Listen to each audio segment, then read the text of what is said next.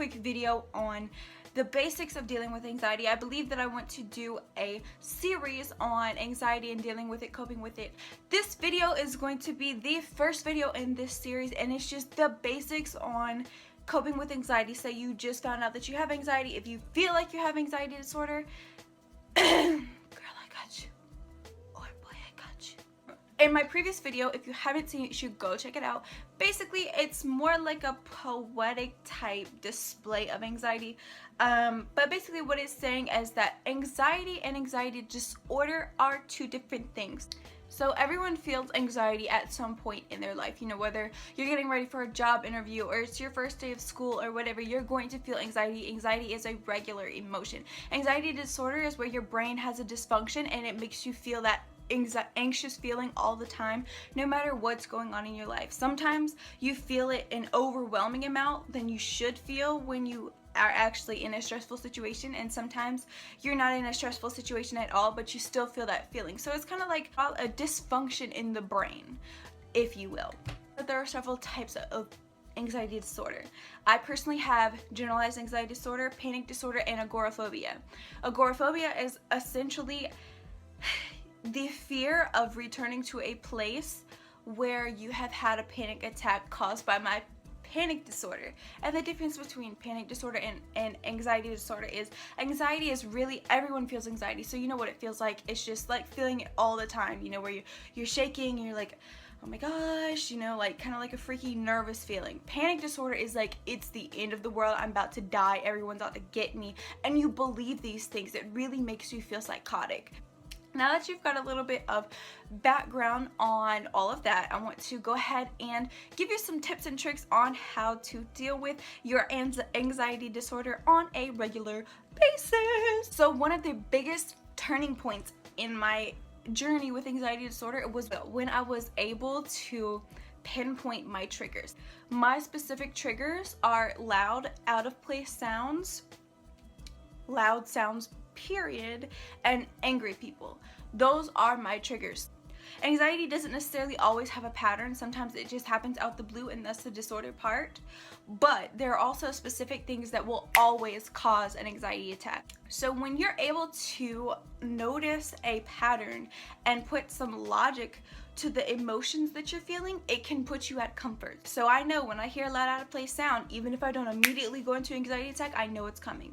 It's like I can mentally prepare almost, and so I'm like, okay, so an anxiety attack's about to come. I need to sit down, I need to breathe, I need to get some water, you know, because I know that that's what is going to happen. So identifying your triggers is one of the biggest things. The easiest way that I was able to identify my triggers was going back to when in my life did my anxiety disorder become bad? When did it start affecting my life on a day-to-day basis? I went back to that point in time and I analyzed what was going on. I analyzed traumatic events that I've gone through, and those traumatic events had loud sounds and angry people, which is where those triggers come from. So to me, it all makes sense. Like, okay, so you go through this traumatic event where you have this type of thing, it gets implanted in your brain. When your brain hears this, you think trauma, and so your brain just starts freaking out as if you're going through something traumatic, even though you're not. It's really good to just sit down and even just write out all the things that you feel like could be a trigger. And really what I would do is I would just sit in the mirror and I would just talk it out. Bring your anxiety to a logical level. This is the point in my life where my anxiety started. This is where it got really bad. This is what was going on then, and these are the type of things that are similar between then and now that may be causing it. Once you identify your triggers, you're able to understand when your anxiety attacks may happen, which is a big step, girls and boys. So the second big step in understanding and living with anxiety is understanding how it's going to physically affect you. Anxiety manifests itself a little bit differently in everybody. Me personally, I get fidgety. I have to tap something. I have to manipulate something with my hands. Whether it is sitting here picking at my nails, whether it's sitting here tapping my fingers. I remember one time opening and shutting a door. That's what I had to do. And I mean, that's how I was able to channel my anxiety. But everyone with anxiety finds a way to channel their anxiety without even realizing that's what they're doing. To understand how you personally channel your anxiety, thanks to my mom, she got me one of these little, I don't know if you've seen them on the internet, they're really awesome. They are just these little fidget cubes, and I mean, I just got it this morning and I've just been playing with it. Little turny thing right here. Okay, yeah, there it goes. And then this is like a joystick, and then this is like this little spinny thing. This is a ball, and then this is a switch, and then you've got the buttons. Having something like this is really good, especially when you're in a work or professional environment. If you're at school, that way you can play with something that has a bunch of different options. Wow, I sound like I'm soliciting it to you. It's small, you can stick it in your bag, it's awesome. We got it on Amazon, so I will leave the link down below if you are interested. So if this makes too much noise for you or would be too distracting to you or others in whatever environment that you're in, you can always get one that's more simple like this. This is the one that I've had before I got this one, and it works just as well. It's basically a marble and one of those like Chinese thumb handcuffs, whatever they're called. It's like that because it will go like this, and it's just, I will sit here and go like this with it all day, and you just push the marble back and forth. And although that seems like such a simple concept, it really works. I used it at work before. One time I was just really anxious and I sat here and I just played with it, and it was perfect. My nails were not ruined, and I wasn't tapping and being annoying. So this is a very quiet version of this, and this was on Amazon as well, and I will link it down below as well if you are interested. So number 3, I think I'm gonna stop at 3 today, is when you are feeling anxious, you are feeling the opposite of peace, essentially. So if you're able to exude peace and create a peaceful environment for yourself, then you are able to almost defeat the anxiety or get a step ahead of the anxiety. The way that I suggest that you do this is to, number 1, meditate. I like to go outside and take a walk. The weather has been bomb lately, okay? Just go outside and take a walk and just breathe in the fresh air and just try not to think about anything. Just focus on the nature and the atmosphere that you're in. This sounds like super hippie like or whatever, but it really does work. It gives you time to relax your mind and just chill out before you do whatever you have to do. I suggest doing this before work, before school, whatever. Even if you have to get up 10 minutes earlier than you normally would to do this, it's so totally worth it. Number 2, to exude peace in your life, I also suggest that you invest in a playlist that has peaceful music. I love rap and hip hop and all those involved beats.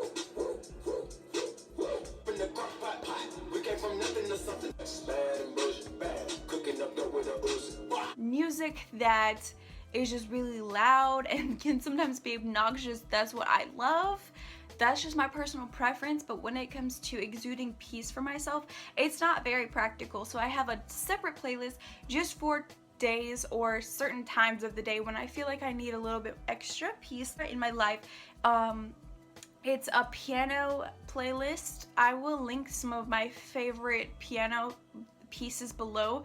That sounds like old people, like, girl, you listen to piano? It's awesome. Like, some of the pieces are so exquisite, and they just really are like, you really get into it. I sound great. My absolute favorite piano piece is River Flows in You by, Lord knows how to pronounce his name, but he is an amazing artist. So I will link those below as well. I just really wanted a reason to do this. Also, another way that I exude peace in my life and create an atmosphere of peace around me is taking time to pamper myself. And that may sound a little superficial, but it's really like, it's such a big deal. It made such a huge turn in my life last year. I had such a problem with my anxiety. I had been to the hospital, I had been through procedures, I had been to the doctors so many times, I had been on so many different medications, and it got to the point where I was just like over it. I'm like, okay, I'm just gonna have to live with this. This is just gonna be the way that it is. I'm just over it. But I started to do these peaceful things, and it really made a difference, and pampering myself was one of the biggest things that made a difference. And the way that I did that is I just took baths regularly, like taking baths and just listening to my piano music, have my diffuser going. So I just have this bad boy going while I'm in the bathtub, fill it up with water, You just put water in there to whatever level that you choose and put some essential oils in there and just have it misting, diffusing as you're taking your bubble bath or whatever with your bath bombs that you got because you're bomb from lush.com. Yes, girl. With your piano music going in, girl, you just got yourself a little date. But these are really awesome. These really do make a difference. There are so many different essential oils that smell really good but also have a really positive impact on your body. If you are interested in essential oils, I will link down below someone that I personally know who sells essential oils that are really good for you. Not all essential oils are good for you and good for your body. A lot of them are filled with extra filler oils which don't do for you what the packaging says that it does. So it's important that you get real essential oils. I will link her below. I will link this below. I will link these bad boys below. There's just gonna be a lot of links below. I will list my piano songs down below. It's just gonna be lit, okay? Pampering yourself is such a big deal.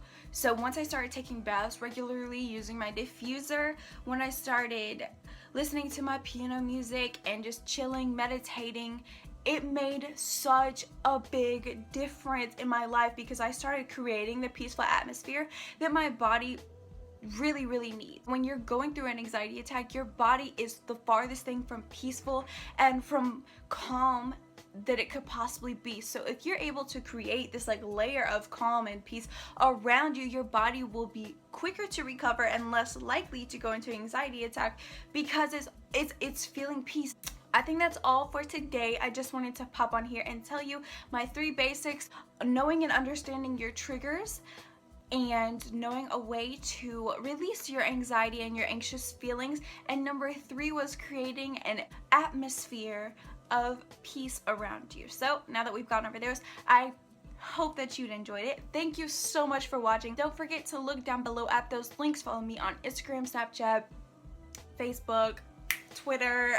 Girl, all of that will be down below. I can't wait to continue this series. I'm so excited. I hope that you found this helpful. You are beautiful, you are handsome, you have worth, you are God's child. You are gonna have a great day. I know you will, boo. Peace out.